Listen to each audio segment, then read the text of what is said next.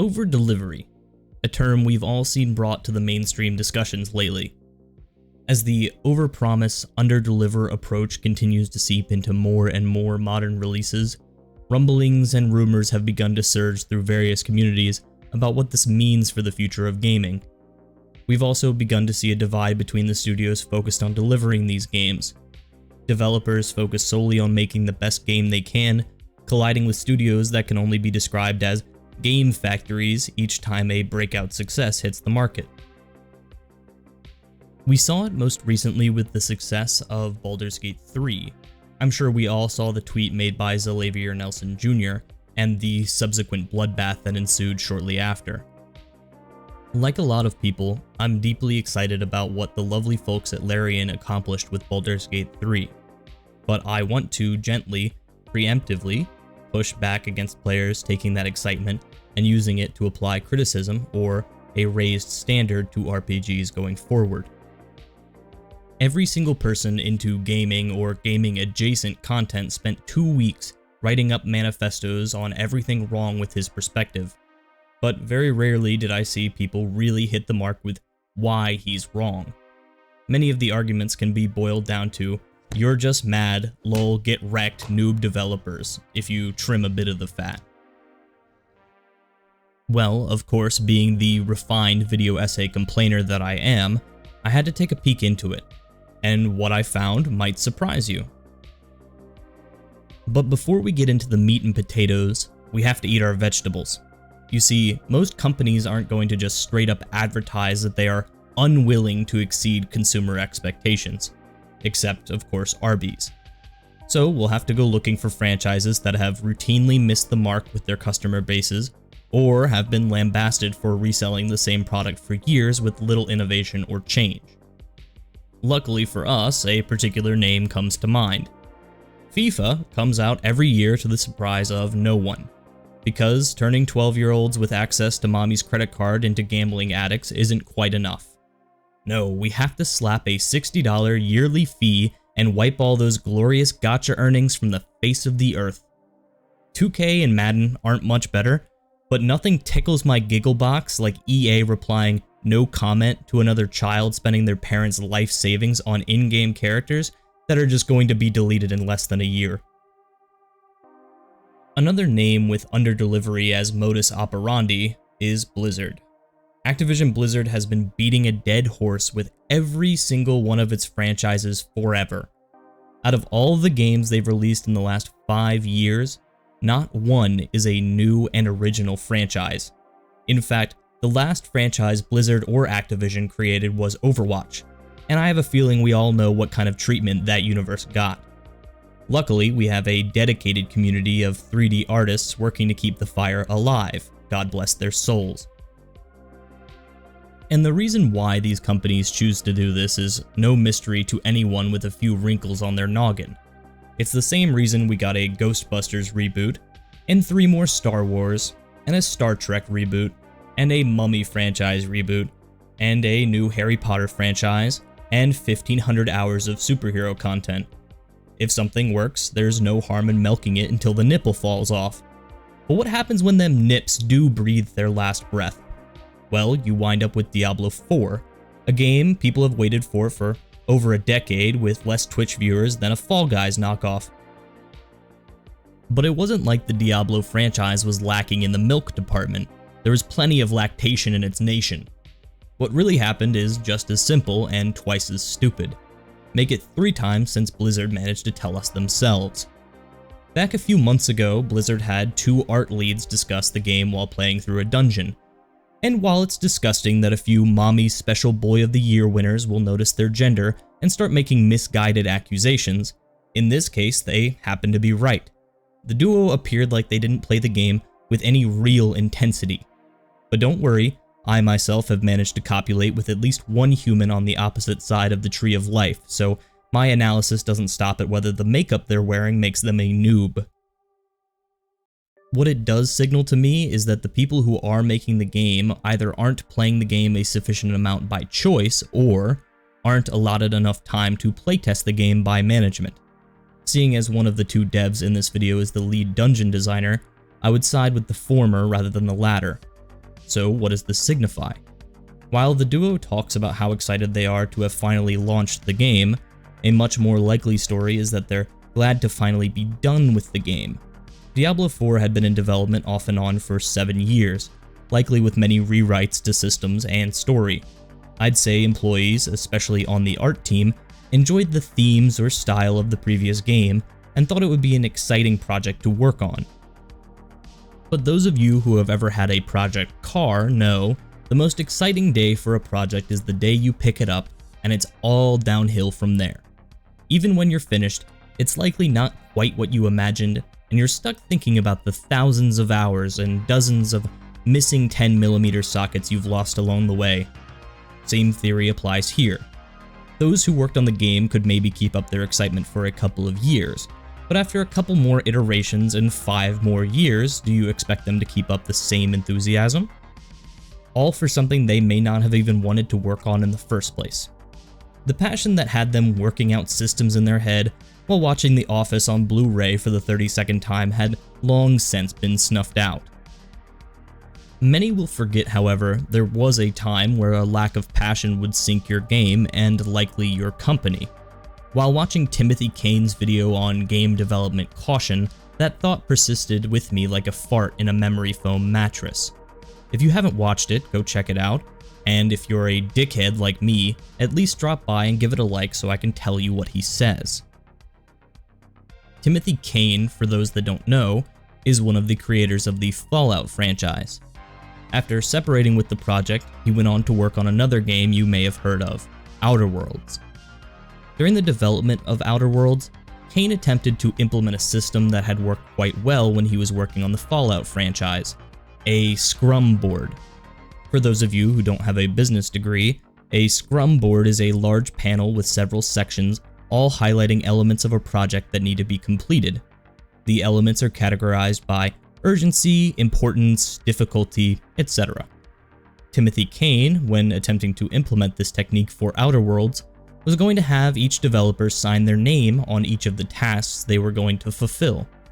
That way, people would know if someone is already working on it, and who to ask about the task if the need should arise.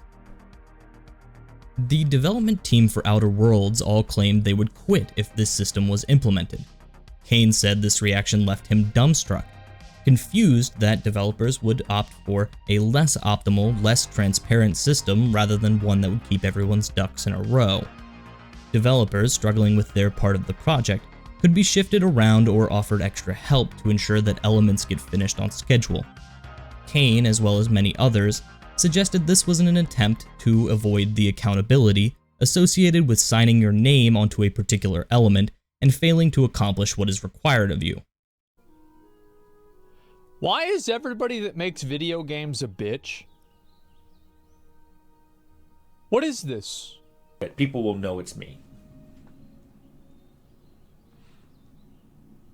Story 2.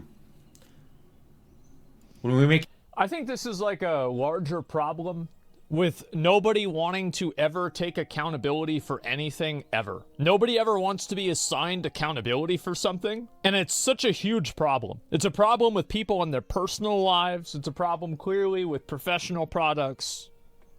It's bad. The bitch generation, yeah. Yeah, it's actually nothing unique about game developers, right? It's just people in general.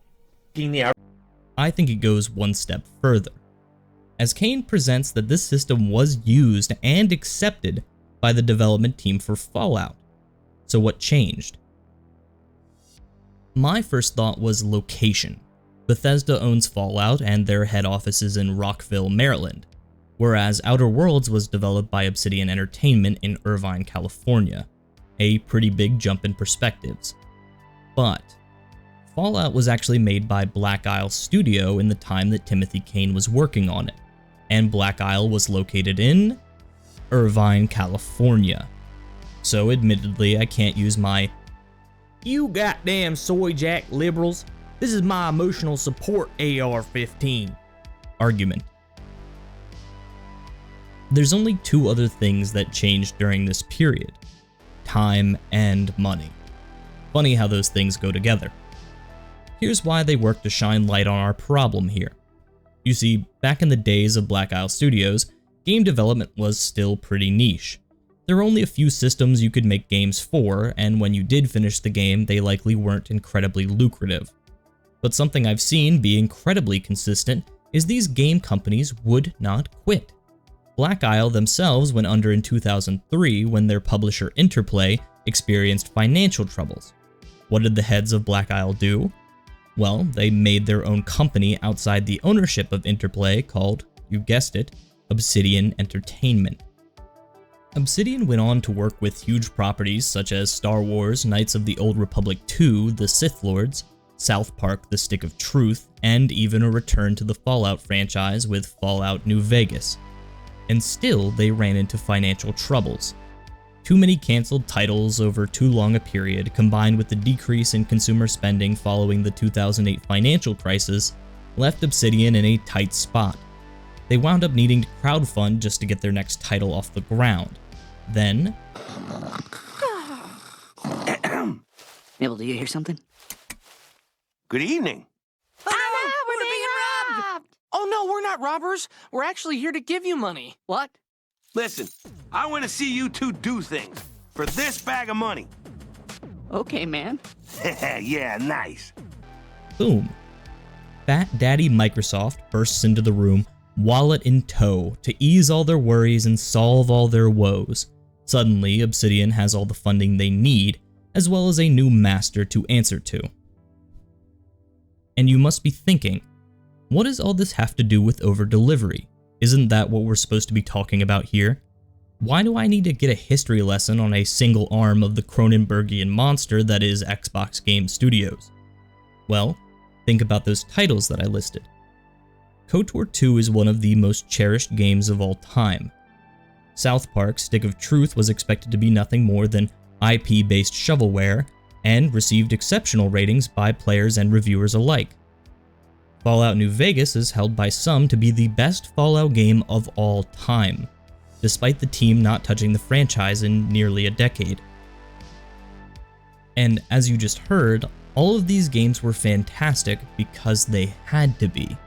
Otherwise, Obsidian would have been dust in the wind long ago. Then, after being acquired by Microsoft, suddenly the biggest complaint about their newest game is that it's hopelessly average. Not great, not terrible, average. The minute all that pressure is lifted, the minute their corporate savior lifts them from the pits of near bankruptcy, suddenly Obsidian is able to make a game that is dreadfully mid, and then announce they're gonna make another one.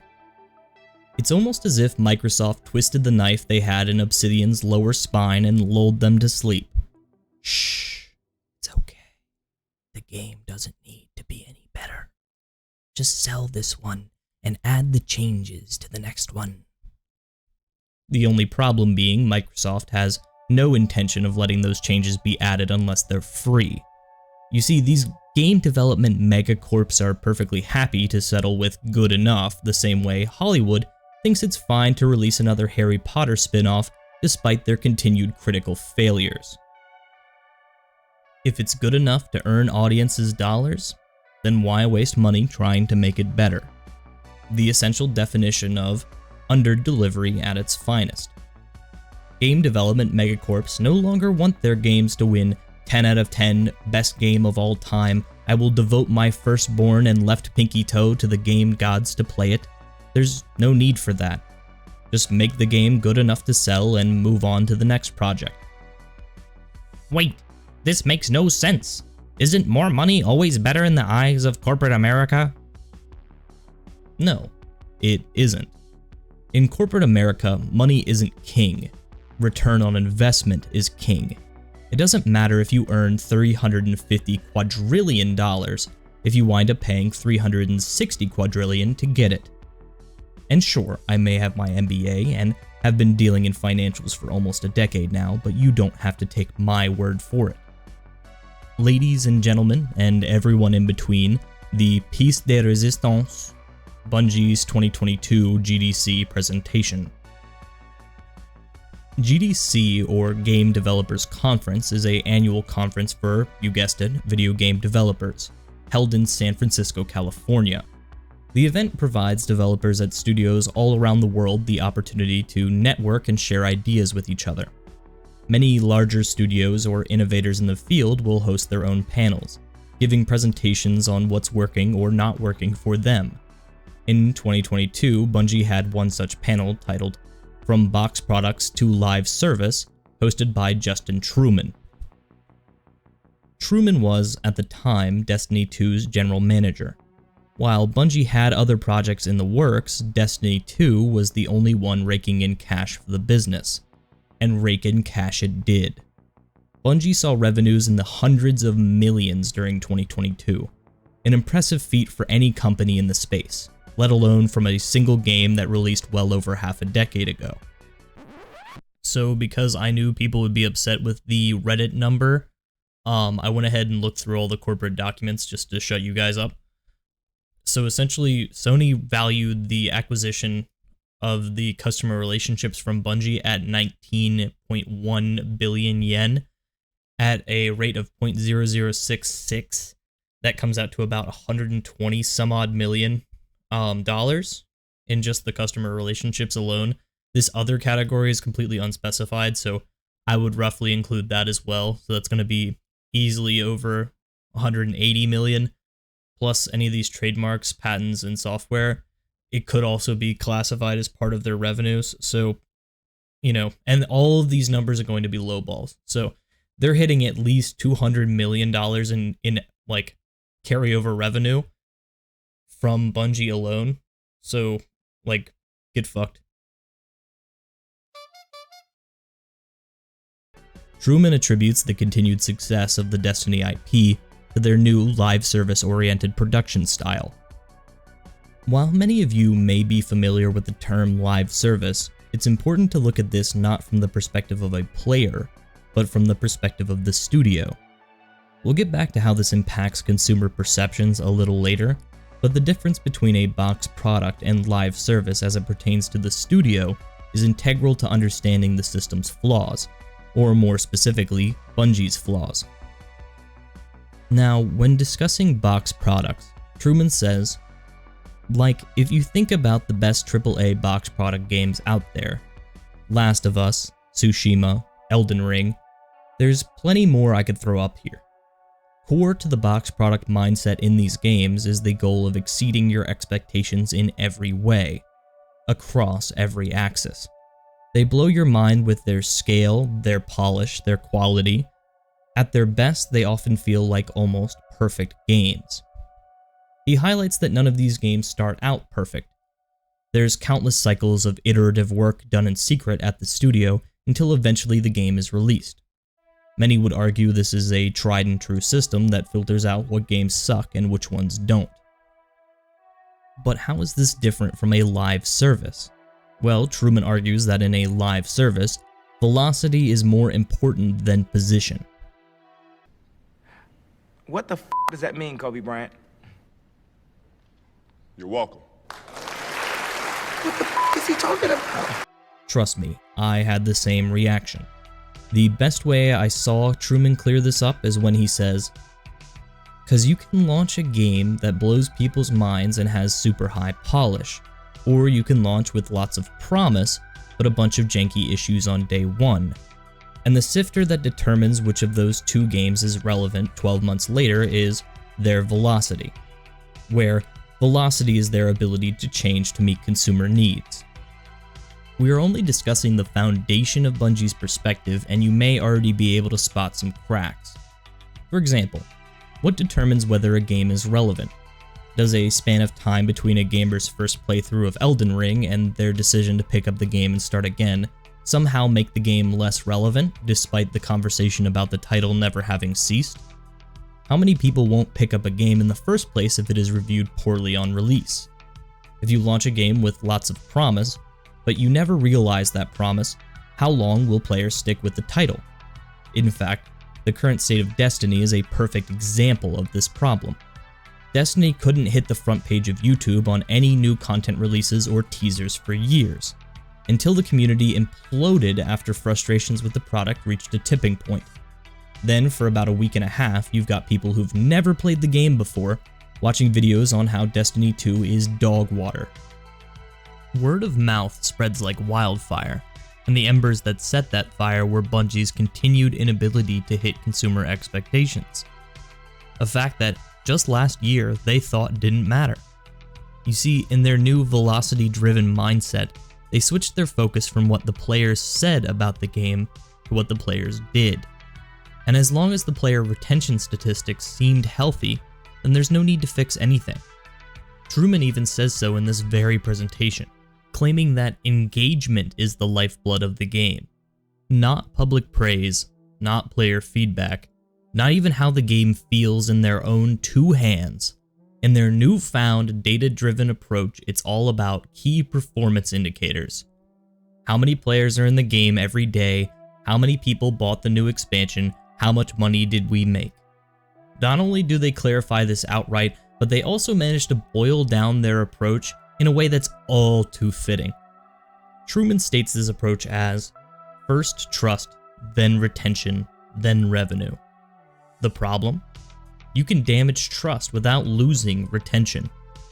For those of you who play World of Warcraft, you know this pretty well. Shadowlands was like an atomic bomb for retail WoW, and it was a long time coming. The last time I was excited about a retail WoW expansion was the teaser trailer for Legion.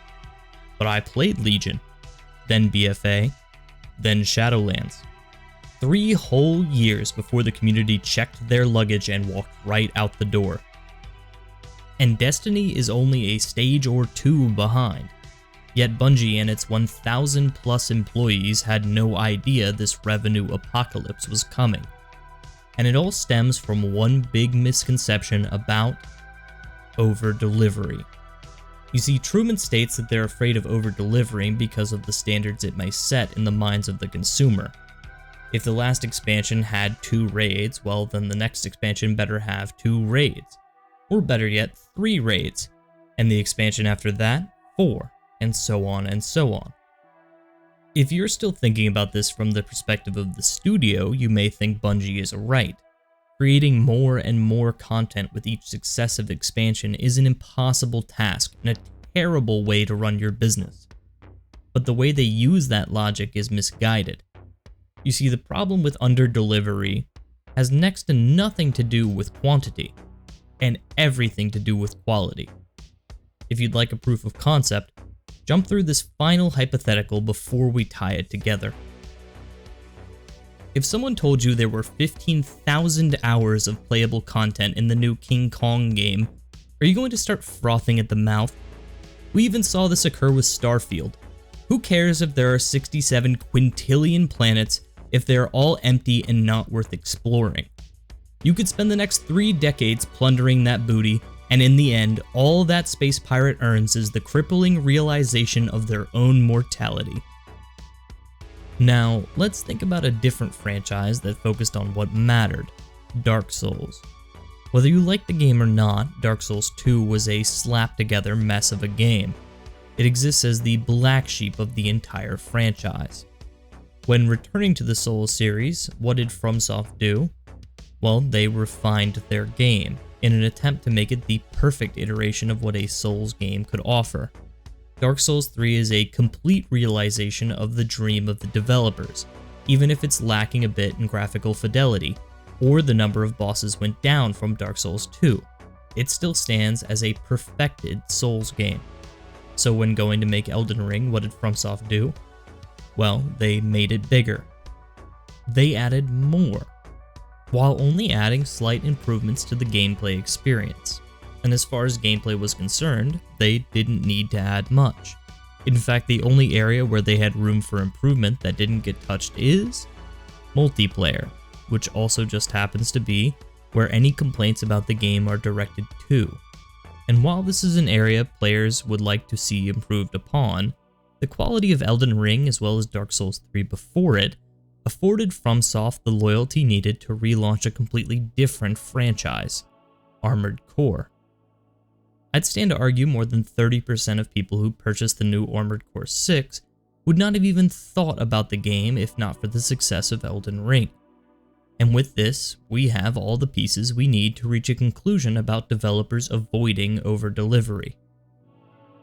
It doesn't matter if the development cycle dragged on too long like with Diablo 4.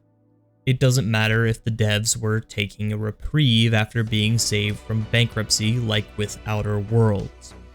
It doesn't even matter if the company was dialing in all the metrics to avoid inefficient monetization practices like with Destiny 2. Players don't care. In fully corporate executive speak, the problem with over-delivery is not the short-term negative effects on ROI, as the long-term negative effects of failing to meet consumer expectations far outweigh any short-term loss in income variation.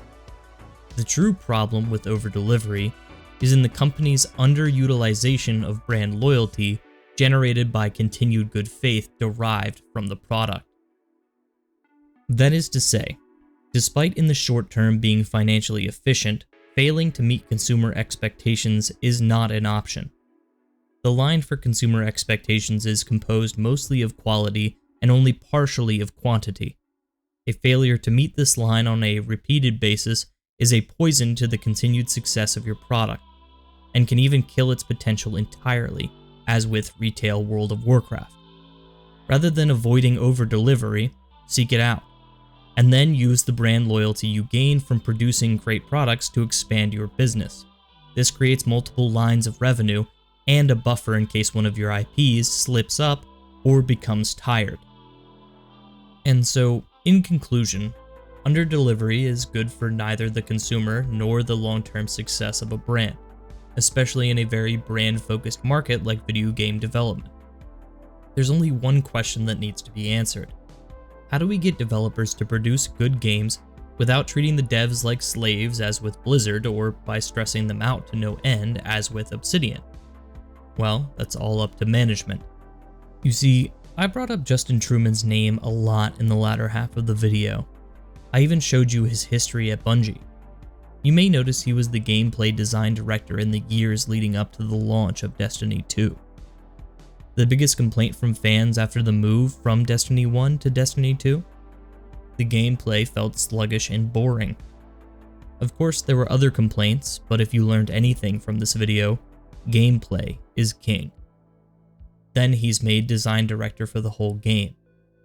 Then, a couple years later, Truman sits at the very top of the Destiny pyramid, despite likely being the culprit for the deviation that sunk the entire franchise. A franchise with loads of promise, just like he said. But his choice not to realize that promise is what will kill the game and land hundreds of developers back on the streets. And it's not like he's the only one to blame here. There's plenty of people and aspects at most companies who contribute to this mindset. Not to get weird, but my grandfather once said, if you're hunting deer, you don't put out duck decoys. If the devs only get the feeling that their bosses are looking for minimum viable product, then guess what they'll put out? But if the management staff works to get those devs what they really need and push for something better, I believe gaming can wind up in a better place.